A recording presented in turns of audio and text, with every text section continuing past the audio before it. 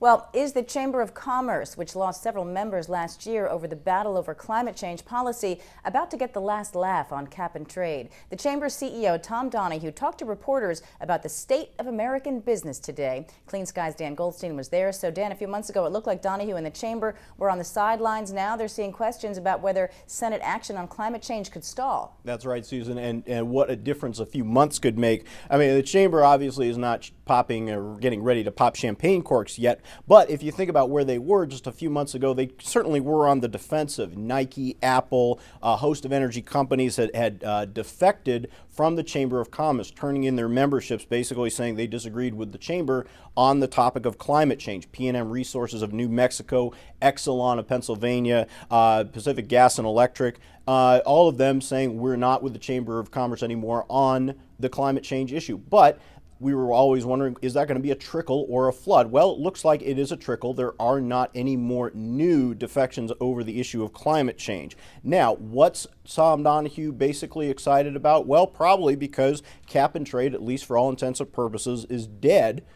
Kerry Boxer Graham notwithstanding, and Donohue today seemed much less on the defensive, and he said, quote, in his speech, a growing number of Democrats in the Senate are running away from this approach as fast as they can. And obviously he spent a lot of time talking with reporters today. A lot of it was the same message we've heard, though: lower taxes, less regulation. And he said cap and trade, in his view, does exactly the opposite. But he was a big proponent of nuclear power, saying that the 26 licenses for nuclear reactors that are before the NRC could jumpstart the economy and create 240,000 jobs. And he recommended the Obama administration, quote, jump on those immediately. He also pointed out that there are 380 projects, energy projects around the country, he said, that were held up by what he called not in my backyard, or NIMBYism.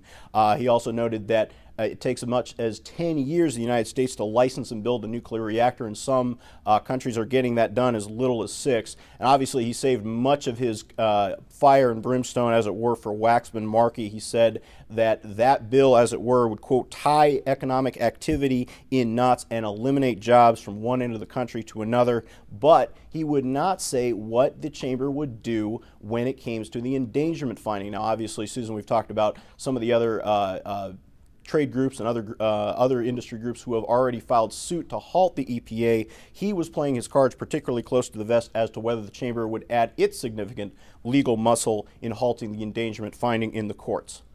Are we going to sue the EPA on the endangerment finding? Maybe. No, wait, seriously. One has to think through.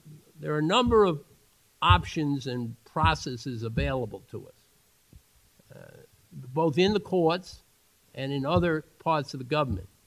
It is simple to say that we will not stand still and let the endangerment finding, as narrow as it was intended to be, stand, because it has declared now that CO2 is a pollutant. We're not arguing science. This is a legal issue which basically hands the whole thing over, and everything companies are doing everywhere, to the trial lawyers. So we will take some constructive steps. I think we have till February 15th. And it would be silly for us to rush the net, because a lot of things may happen in the ensuing days, but we will take appropriate action when we decide what it is.